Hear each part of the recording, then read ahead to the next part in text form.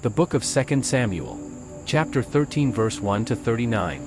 And it came to pass after this, that Absalom the son of David had a fair sister, whose name was Tamar, and Amnon the son of David loved her.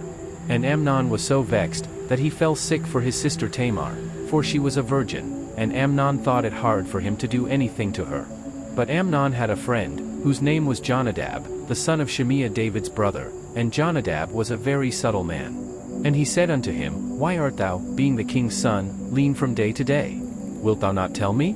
And Amnon said unto him, I love Tamar, my brother Absalom's sister. And Jonadab said unto him, Lay thee down on thy bed, and make thyself sick, and when thy father cometh to see thee, say unto him, I pray thee, let my sister Tamar come, and give me meat, and dress the meat in my sight, that I may see it, and eat it at her hand. So Amnon lay down, and made himself sick, and when the king was come to see him, Amnon said unto the king, I pray thee, let Tamar my sister come, and make me a couple of cakes in my sight, that I may eat at her hand. Then David sent home to Tamar, saying, Go now to thy brother Amnon's house, and dress him meat.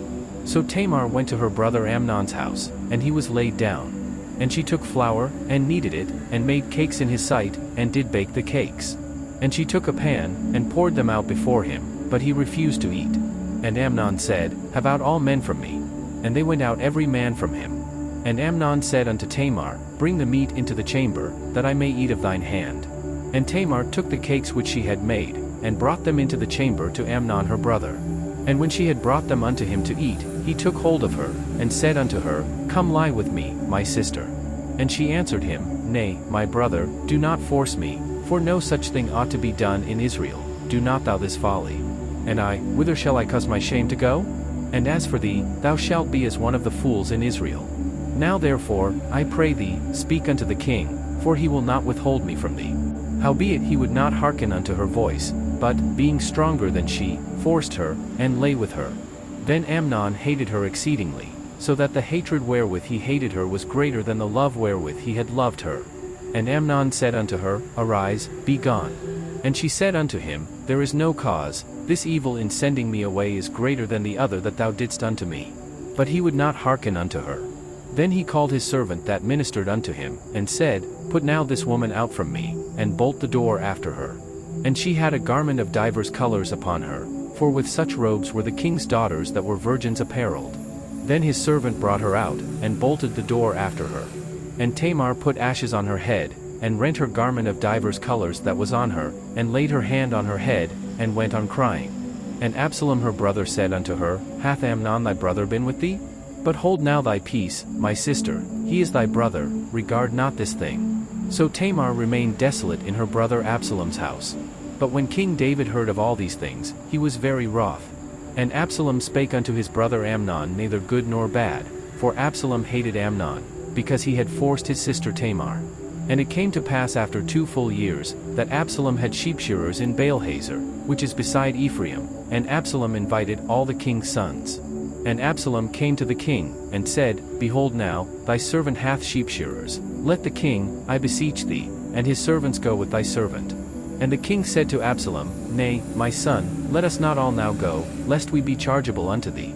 And he pressed him, howbeit he would not go, but blessed him. Then said Absalom, If not, I pray thee, let my brother Amnon go with us. And the king said unto him, Why should he go with thee?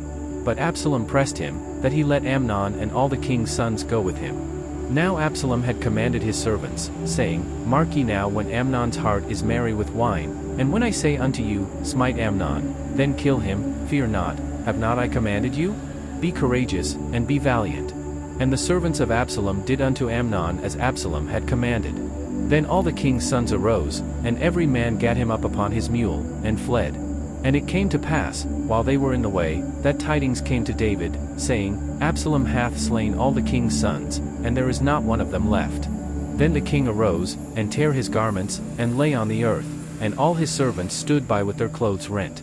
And Jonadab, the son of Shimea David's brother, answered and said, Let not my lord suppose that they have slain all the young men the king's sons, for Amnon only is dead, for by the appointment of Absalom this hath been determined from the day that he forced his sister Tamar. Now therefore let not my lord the king take the thing to his heart, to think that all the king's sons are dead, for Amnon only is dead. But Absalom fled. And the young man that kept the watch lifted up his eyes, and looked, and, behold, there came much people by the way of the hillside behind him. And Jonadab said unto the king, Behold, the king's sons come, as thy servant said, so it is. And it came to pass, as soon as he had made an end of speaking, that, behold, the king's sons came, and lifted up their voice and wept, and the king also and all his servants wept very sore. But Absalom fled, and went to Talmai, the son of Ammihud, king of Geshur. And David mourned for his son every day. So Absalom fled, and went to Geshur, and was there 3 years. And the soul of King David longed to go forth unto Absalom, for he was comforted concerning Amnon, seeing he was dead.